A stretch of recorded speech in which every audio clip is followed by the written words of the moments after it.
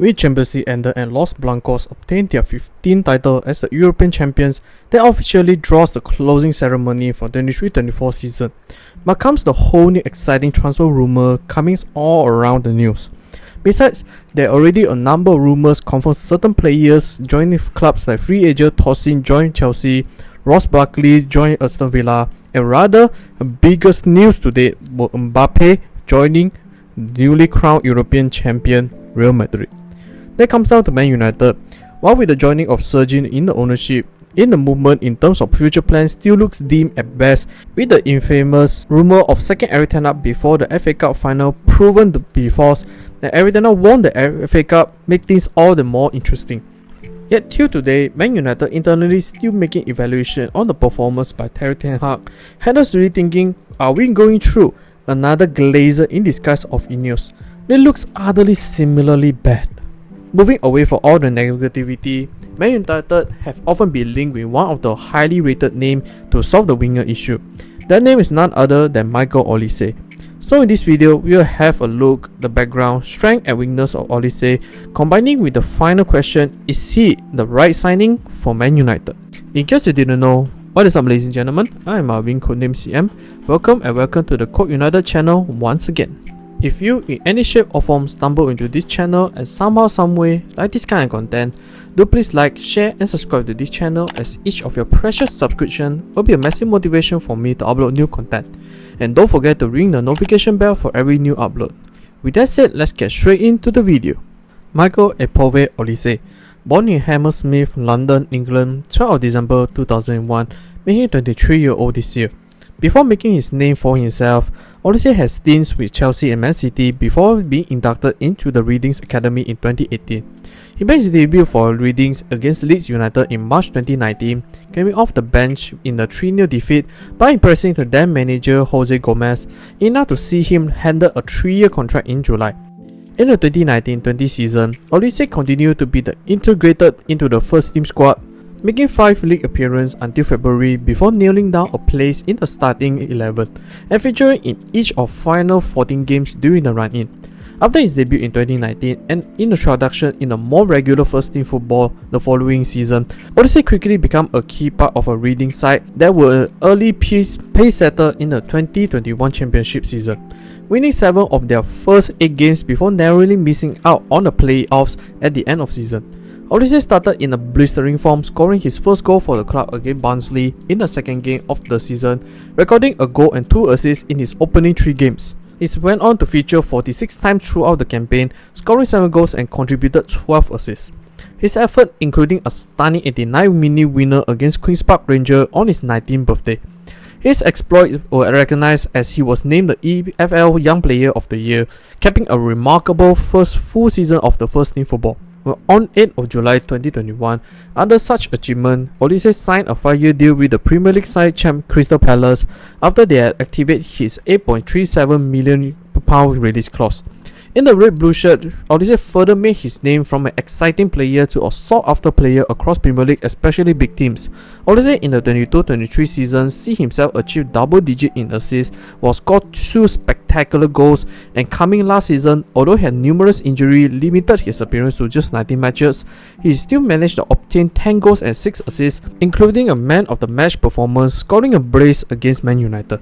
Spoken of Olise's background, what was Olise's strength as a player? Olise is a left-footed attacker who predominantly plays as a right winger, will on occasion play as a number 10.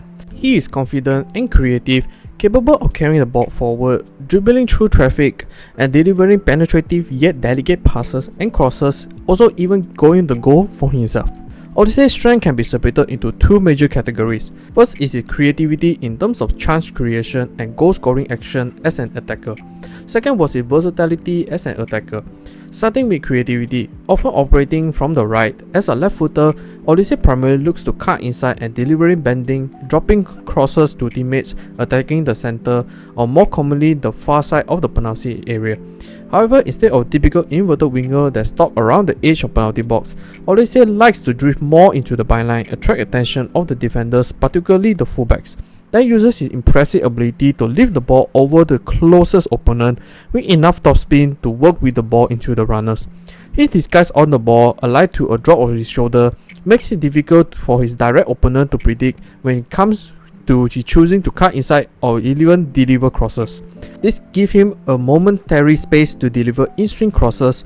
Olise can deliver accurate crosses with his minimal backlift, making them difficult to stop. Although crossing is part of Olise's game, his fondness driving inside allows him to his delicate sliding pass in behind for central runners due to opponent wary of his left-footed shot will pay much attention on him, hence allowed the other players make timely run, and Olise contained the ability to place well-timed passes into his teammates. While dominantly prefer his left-hand side, he recently also improved his ability to work around and deliver crosses from his weaker right foot. His agility, shown in an ability to shift both the ball and his body weight, helps create a crossing opportunity and assists his 1v1 attacking in general. A strong dribbler, he can break lines with his ball carrying, able to attack both ways. He is naturally looked to shift to his left side, cutting in from the right. While a relatively underrated scorer, Olise's magical left foot backed him a number of goals, including be a well-respected free kick taker. Does that do back Olise as a cross, ball carrying and passing, especially on key passes, have ranked relatively high in the percentile. In Crystal Palace, he along Olise and Mateta formed a deadly trio as these three were dynamic, tricky and quick in the offense. Next is his versatility. As mentioned, Olise did play a fair share of time as attacking midfielder because of Olise's favorite drifting inwards of the pitch allowed his creativity to dictate the offense. He did not show any discomfort at that position. In the 22-23 campaign, Olise also played as a central number 10 in the 4-2-3-1 position. In this role, he received in between the opposition central midfielders, developing a closer connection with the dynamic centre forwards either Ewi, Edouard, Mateta, on occasion at that time Wilfred Zaha. Olise worked the most key passes for Palace in the Premier League that season, with a significant number coming as the central number 10.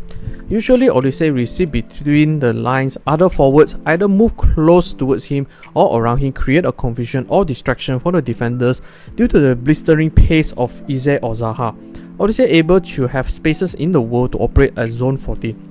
Besides, Olise also have a strong work rate that he provide off-ball movement on overlapping runs from the central starting position.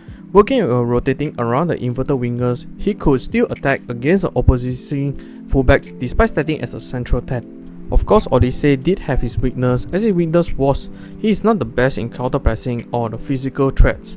But during his days under Roy Hodgson and Patrick Vieira, both are very pragmatic coaches, Crystal Palace played a very passive style with focus sitting back and countering using the pace of the forwards. While Olise do have a high defensive work rate with great anticipation as he ranks fairly high in pass blocks and interception, he was quite weak when it comes to tackling as he was not a physical imposing player with strong body, as he was quite easily dispossessed or pushed over as the stats. He was relatively average when it comes to tackling but thrived for anticipating passes or even willingness to throw his body for the shot blocking. Another weakness, but not considered a real weakness, rather was a luck, is Olise's injury history. Last season, Olise suffered 2 hamstring injuries that had him miss more than 10 games. Really could make a closer look before making the decision if the injury was more of the one-time thing than a chronic injury, as Man United last thing would need is another talented player but a very injury-prone one. That drawbacks to the question if Man United signing Olise, a right winger, is considered a right move. The answer for me is yes. Due to the fact Man United wingers like Sancho, Rashford and Anthony both having rumour will be sold, meant that they only have young players like Garnacho and Ahmad be the first team wingers. To add salt into injury, for many years, Man United pouring more than 150 million but yet to really settle down a long-term right winger for them is baffling. This led to Olise a sensible signings to be made. Furthermore, Olise's playstyle as a wide playmaker had been something Man United really lacked of, as other players or wingers for Man United were closer to a goal-scoring wings. This resulted Man United centre forwards Højlund at times Rashford really struggle for the lack of chance creating in the middle. Now joining Olise would definitely help this case, as he is capable of scoring goals but more of a playmaker in heart. In addition, Olise had proven to having certain success in the Premier League. Despite his talent, there were other factors to be considered before putting his signature in the dotted line. Was his injury checkup and price tag rumored to be 60 to 70 million, might be a bit high for a player of his caliber. So Man United might need to consider this hard, at the same time be very cautious on managing him. But overall, Olise will be a signing I will be doing as his quality cannot be denied, plus he was monitored by numerous rivals. That's the end of the video. What do you guys think? Do you think Olise is the right signing for Man United, or will you approach other names as the right winger for Man United?